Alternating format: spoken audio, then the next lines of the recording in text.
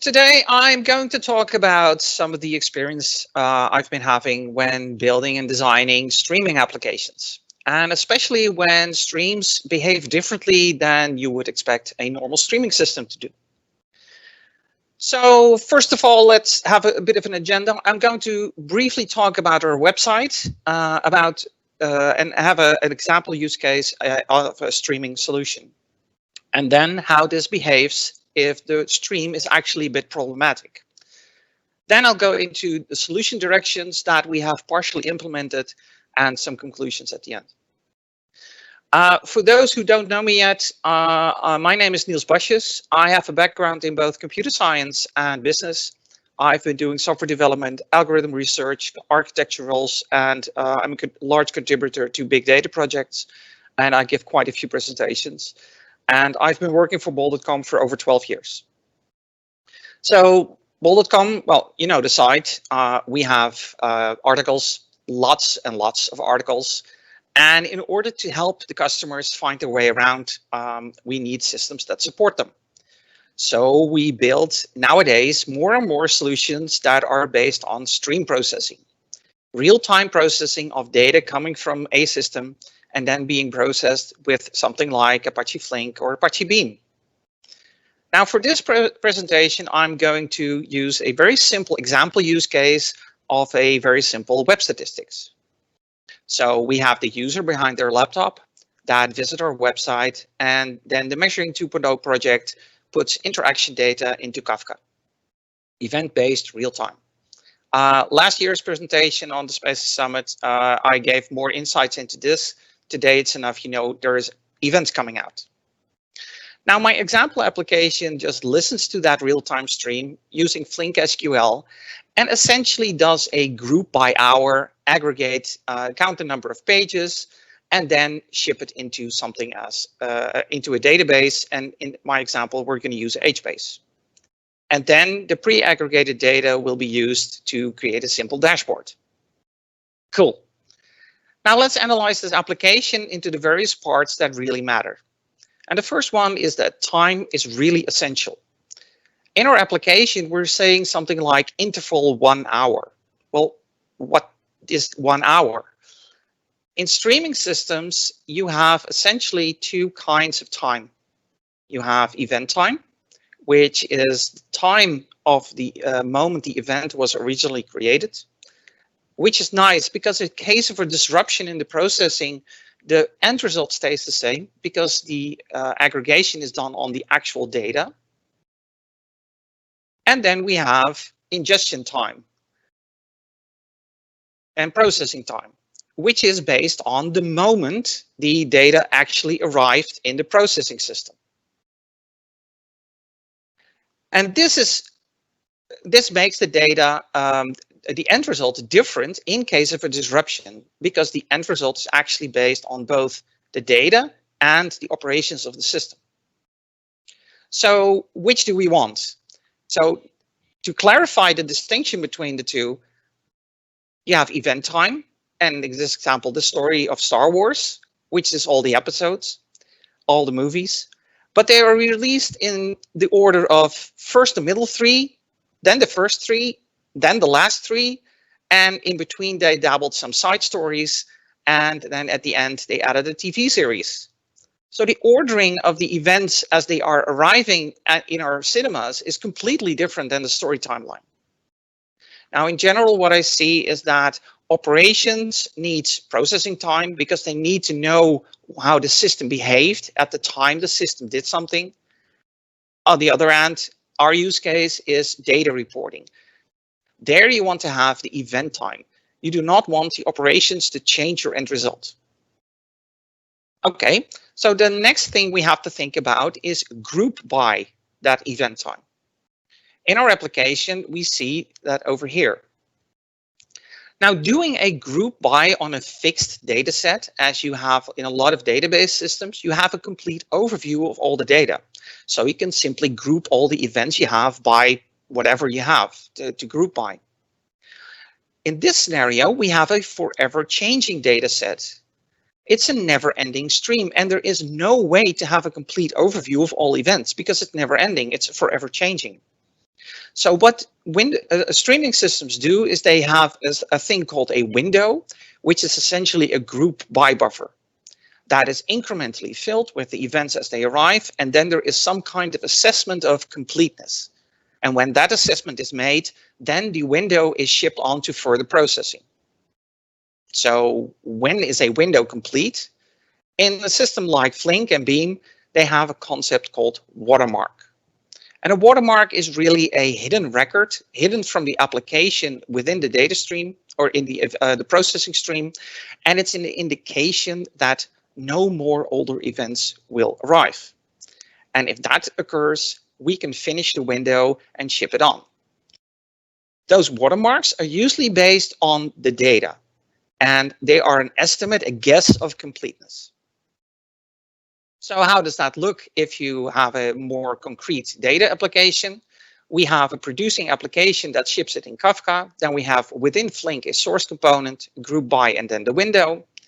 And the initial state of the window is that it has a sense of what is the last watermark I saw, which I depict with a dinosaur.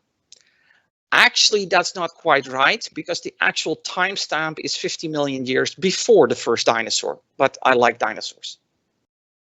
So our application produces an event which is shipped through all the components and kept in a window marked 11 o'clock.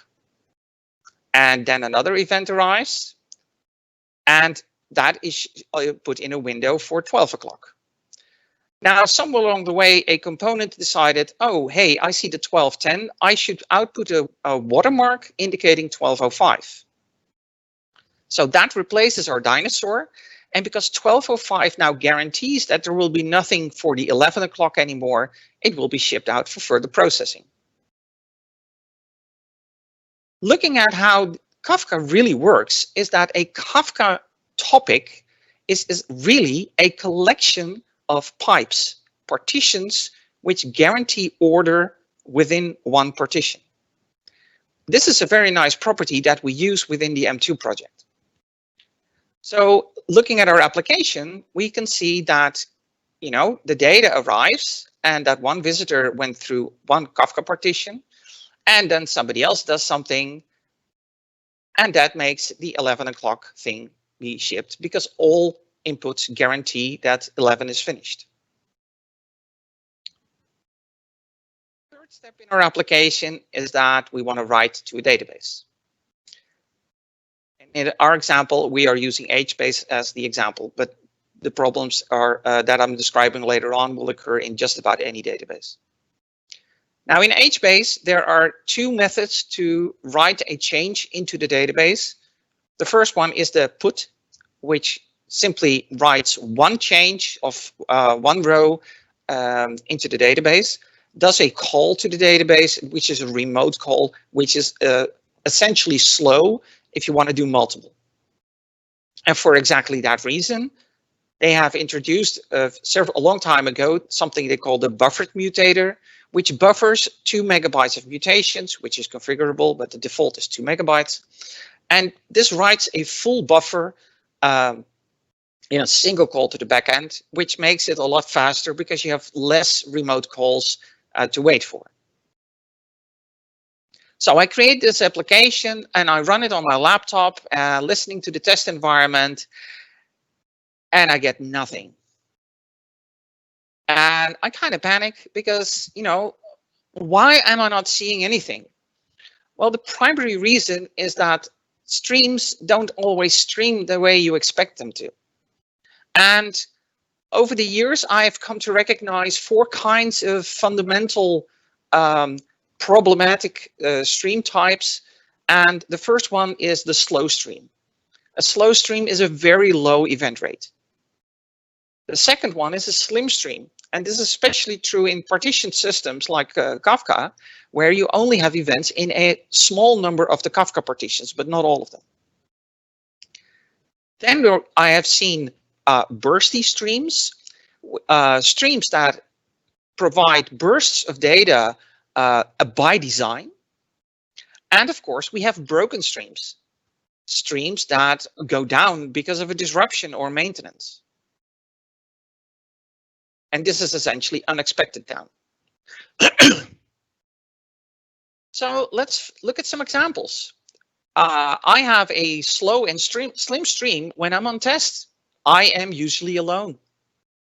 So in our application, when I'm on test, I'm producing all of this data, and the dinosaur is replaced for that one. But because we are putting the data per session ID into a specific partition, this is because then we can have guaranteed ordering per session, because the ordering per partition is guaranteed. That means that the other partition doesn't get any data. And because I'm alone, I may have to wait a very, very long time before somebody else does something, which puts in a new watermark, which allows the 11 o'clock window to be shipped out. Now the 12 o'clock window will stay there, even though it's already 1 o'clock, past 1 o'clock, because now my partition doesn't have an up-to-date watermark. And the nasty thing is that in production, we have hundreds of Kafka partitions, which we also do in test and UC, because that way we can see the real effects better. In this slide, I simplified something, because writing to HBase, there's the buffered mutator, which receives the windows that have been completed, but those are not enough to actually flush the buffer. So even though they are complete and output by the window, they remain stuck. So still, I am not seeing any data going into HBase and nothing in my graph. Another scenario that can go wrong is a slim stream. And that can go bad in another way, because on acceptance, it is very common to have a benchmark test. Hey, can my application handle the load? So we have a load generator, which is a little robot that creates events to load my data. And it's important to note that windows that are not complete, they occupy state in memory within the Flink application. They are remembered until they are full and can be flushed. So if I have a not so smart load generator that uses a single session ID, it will overload the system. And it will overload the system because that watermark will make sure that everything stays in memory. And then it doesn't matter how much memory you have, it will not be enough. The third type are the bursty streams. Streams that have bursts of data by design. And a use case I encountered a while ago was partners uploading data, where we talked about a data feed where partners can upload a file with, for example, price information that they want to offer on our platform, and a REST API to put in a single one. So we have the REST API, and we throw it in something like Bigtable or HBase, which both are identical. We have something like Kafka or PubSub, Flink or Beam. It's a real-time stream. And we have the file upload. And if a file arrives, we do a for each record, output it on the stream, and then do the rest of the processing the same way. So if somebody then uploads a, let's say, 5 megabyte file, that will be split into individual records, put in the stream, and the first 2 megabytes of records will pass on, the second 2 megabytes will pass on, and the last megabyte will be stuck. And then somebody ups a single change, which will be stuck, and another one, which will be stuck. All because those buffers are not flushed until the 2 megabytes. And then there is the case of the broken streams. Broken streams occur if something breaks or if we go down for maintenance. And this happens everywhere. And the biggest streaming system I have encountered is the Niagara Falls, which actually went down for maintenance in 1969. Everybody goes down once in a while. And if that happens, the last few records in our application will remain stuck. We will not see everything up to the last record in our end result. So how do we handle that? What are the solution directions we have come up with to handle these problems? First, let's look at the group by event time situation. We are doing, in reality, a multi-stage processing thing. And so our application that I sketched at the beginning actually looks like this. And that intermediate step with the enrich, clean, filter, encrypt does enriching. It detects visits. After a 30-minute timeout, a new visit starts. It maps the IP address against the GeoIP database, so we know which country a person is from. It analyzes the user agent into things like, was it a phone or a tablet? Then on top of that, a bot or not detection is done. Can you see the difference between the robot and the actress who plays her? And we have cleaning and filtering and encryption to comply with the GDPR. So for example, the IP address is blanked. The solution directions that you can have to fix this are to change the data. So you insert something in the data stream that is not an event, but just a timestamp, which would be nice because then you can stick to the event time processing, or you can change the processing. And in fact, within the Flink project, this is something they're working on. But there is something very important to remember if you use this. You are actually going to change the processing because you are using a processing time timeout in an event time system where everything should be triggered by an event time timeout. You are now introducing a processing time timeout, which will make things complicated. So I don't think I'll like to use that. So the solution that we are working on right now is that we have a dummy front end, something that sits next to the web shop and simply produces at a regular interval timestamp only events, and those are then inserted into all Kafka partitions. And the first thing people say is, hey, but you're creating a lot of extra data. It's not that much. In terms of percentages, it's less than 1/6% in our production stream. So the code to do this is actually very trivial. You just have a Kafka producer. You ask for all the partition information. Then in a never-ending loop, you do a bit of a sleep or a timeout. You ask for the current time, create a measurement to be put out with the timestamp, and then just simply loop over all partitions, output it, and flush it. An important thing here is that these records are all identical. So they all have the same Kafka key, same session ID, and the same timestamp. Now, the impact on the streams in our various problem cases is that you see in the normal stream some timestamp events occurring that have a negligible impact on the processing. But in a slow stream, it will make sure that things continue to run. Even more so, in a slim stream, things will remain running. And also in a broken stream, you'll see that even if the data stream, the actual data stops, the timestamp in there makes sure that the events keep running. So how does that look? Well, in our topology, we simply have a timed event generator close to the website, essentially inserting data in the same point. And those guaranteed front-end events are something we can build a logic on. Because if the intermediate step goes down for maintenance, the final step can see the difference between the site is down versus some processing component midway is down. If we were to use the idle detection, however, this would not be possible. If we just use the idle detection, you would simply break the data into something that is different. So the question is, of course, how can you see the difference between site down versus stream down? Well, it's actually simple.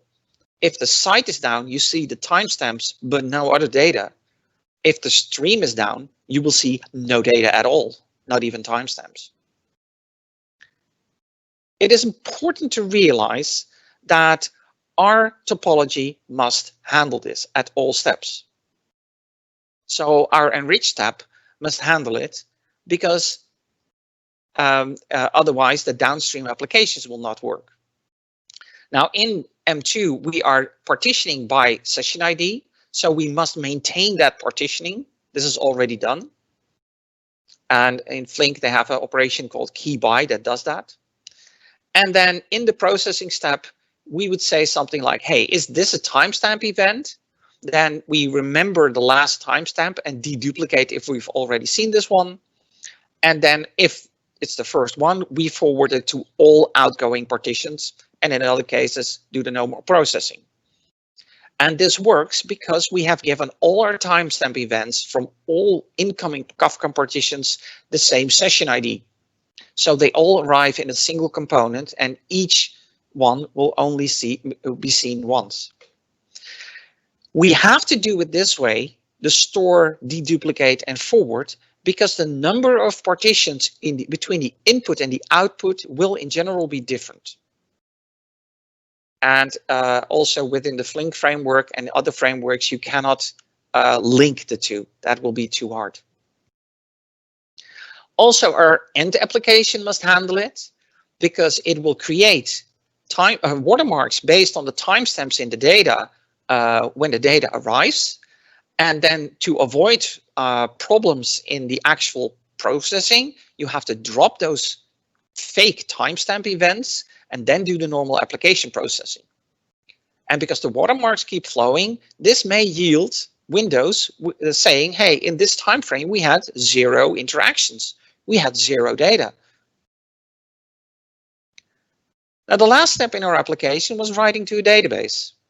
And in our example, HBase. Remember the buffered mutator that kept the data in memory. Well, the thing is that this thing was written a long time ago in the time of MapReduce, which is a batch system, which means finite data sets. So the way this worked was when the buffer is full, you would flush it, and on the completion of the job, on termination, you would flush the buffer. But in problematic streams in real time, this wouldn't work. So what I did a few years ago is I fixed that. So in 2018, I added a feature to the buffered mutator where you can now say, hey, set the write buffer, periodic flush time, and then every so many milliseconds, it would check if there is data in there that has been there too long, and it would flush it for you. So even if there is only one record in there, you can say if it's longer than a second in there, flush it. So to conclude my talk, the main problems occurring around streaming applications and running them in test and UC, etc., all revolve around buffering and what happens when you buffer in memory or towards a database. And that is exactly the distinction I would like to make. If you are buffering for an algorithm, like a group by or a window or something else, the best place to solve the buffering problems is from the data. Insert fake timestamp events to fill the gaps. And at this point, we have the application that I showed before running in our test and UC environment to learn from how that works. An important thing to remember is that you can only solve it for your algorithm if you truly understand both the data and the algorithm. And a strong recommendation from my end is to stick to event time. Avoid mixing in processing time at all costs. It will only make things more and more confusing. That is not needed. And the last thing is that if you are buffering for performance, as we did with the buffered mutator, simply flush the buffer on a timeout if there is data in there. It is quite simple to implement, even if your database connection doesn't support it natively. This should be quite easy to build. Thank you for listening. If you are interested in last year's talk I had on the Measuring 2.0 as a bit of background, the link here at the bottom is a playlist on YouTube with the talks I've given over the past few years. You'll find it in there. Thank you, and I expect that there will be some questions now. Great, thanks Niels for your great talk as always. It appears that your talk actually was quite clear because I don't see any questions in the Q&A chat. But nevertheless, if our 100 attendees have any questions, we have the cool chat room that you can post the questions there and discuss. Cool. Yeah, thanks Niels again. Okay, thanks.